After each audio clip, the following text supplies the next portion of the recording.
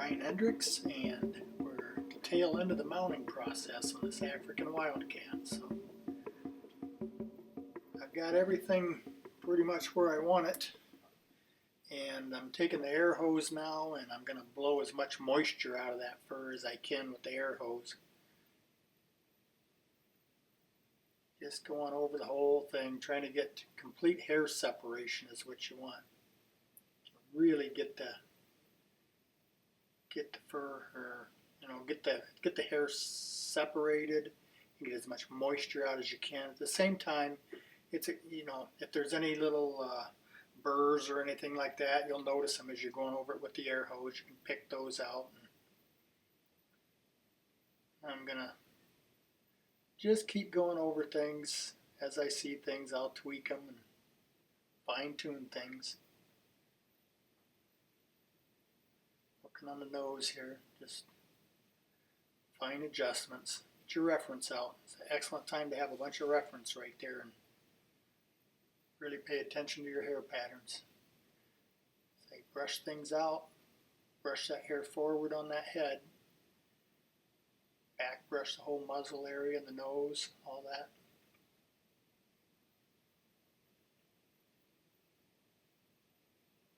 Just kind of keep looking over the whole thing and making little adjustments. And this is a part where I think a lot of people could spend more time looking at your reference. And I know you're anxious to get done with it at this point and get it up on the wall or wherever and get it drying and move on to the next one, but this here's what will really make the difference between just a mediocre piece and a really lifelike piece, is all these fine little adjustments. Brushing the ear hair back out over the openings. Even though I've done it 3 or 4 times already, it'll just keep moving on you. So I usually will go over this whole thing again like this the next day also.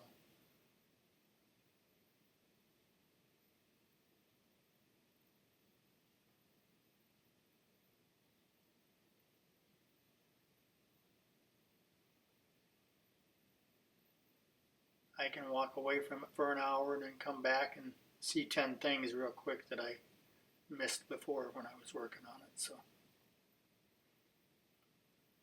or if you have a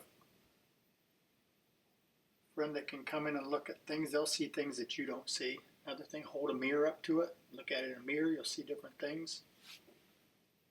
Take a picture with your phone. About everybody has a phone now you can take pictures with.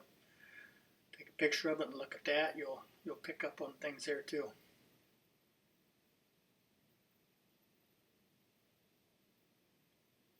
Little adjustments on the ear position. You can see I've got the inside corners of the ears are forward farther than the outside corners of the ears. Not saying they can't do that, but it's a more attractive look typically if you keep the inside corners more forward.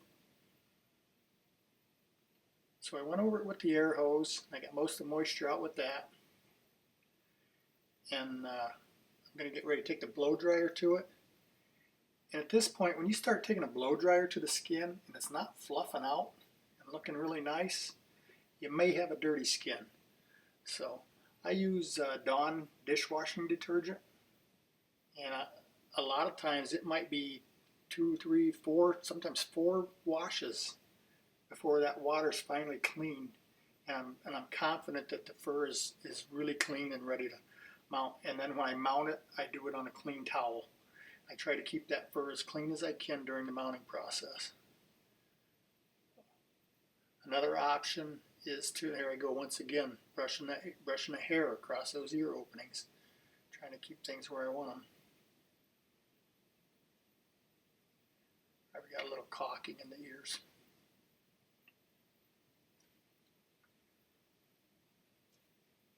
Another option for the fur, if you get it all mounted up and you realize, oh geez, it still is a little bit dirty looking, you can either wash it again at this stage, just to give it a quick wash, and then go back to the air hose and the blow dryer, or you can wait till it's completely dry and then do a quick wash. I know people that do it both ways, so the important thing is ending up with a nice clean mount so you get good hair separation. Also, once it's all dry, when you go to do your finish work, brush it.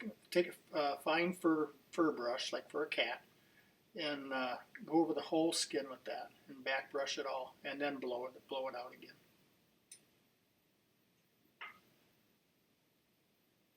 Put some ear cards on now. If you card the ears like this, just make sure those the hair on the inside of the ears, make sure that's laying across where it belongs, and watch how you put that card on there so you don't push that hair out of place. Because however you put it, that's how it's going to dry if you leave those on there. I typically will leave the cards on for just a day or so, and usually take them off the next day and check them, make sure things are where I want them. And it's mostly, for me, it's about getting the crisp edge on the ears, the main reason I card them.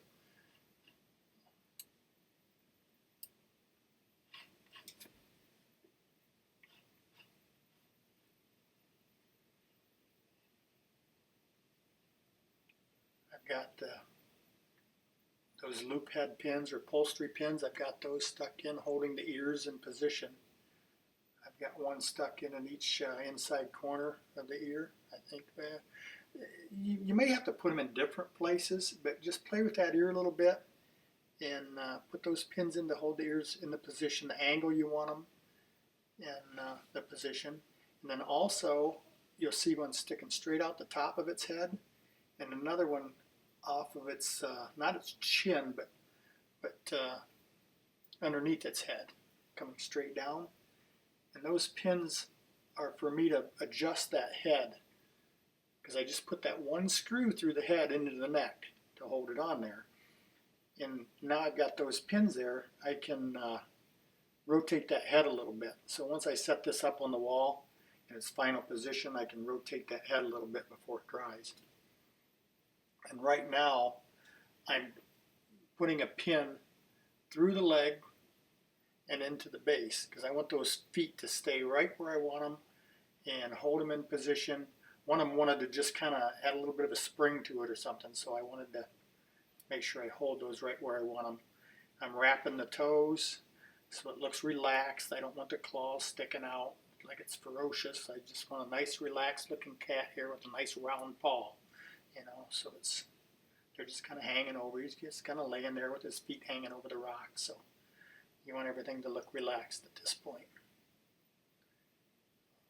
Work on the expression, get some cat reference out. I just wanted, you know, I didn't want a real alert look. I didn't want a real sleepy look, just somewhere in between there, just casual. So keep playing with those eyelids till you get the expression you want. And the brows. Remember too, when we do your finish work, you want to put the whiskers back in. So put the whiskers back in according to the expression that you're trying to create, along with the brows too, the eyebrows themselves.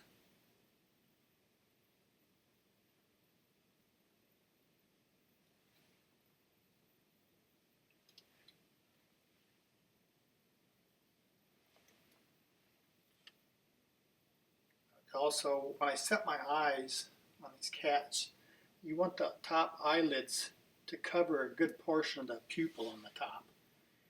And underneath, at the bottom eyelids, you should see a fair amount of iris underneath the pupil. And that'll give you a nice natural look on a cat. So again, I'm back brushing the hair on the muzzle, on the top of the nose, the bridge of the nose, the brows.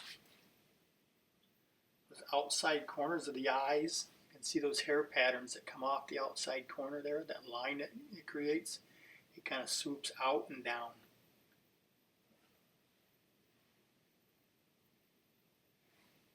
The eyebrows, I've got the little hair patterns tucked in from the outside toward the middle. It's hard to explain, I guess, but so you see that, you see the dark hair patterns there on the outsides of the eyebrows. Those bumps where the eyebrows are. That's where you get a lot of expressions with the eyebrows and the eyelids, and just keep playing around the ears. I mean, it's all, everything about the face is about expression. So try to keep all these different features working together. So you create one expression. the cleft underneath the nose. You shouldn't see any skin there in a relaxed cat. Okay, that should be just muzzle to muzzle coming together there.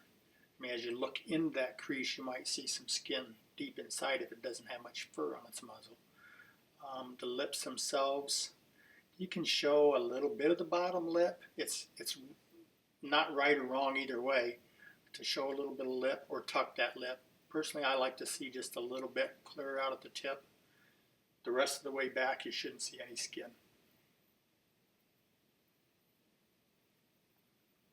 Not saying that you can't. It's just a more common look to not see any skin, other than just maybe a little bit in the front tip of the chin. There's that crease on the outside corner of the eye. Working those hair patterns.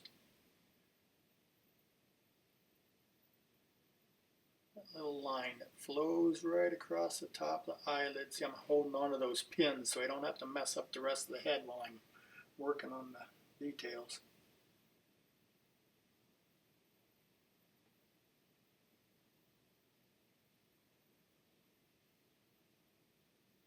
See how that rotates a little bit? Just keep brushing, take the blow dryer and go over it, make sure it's nice and dry, go over it again the next day.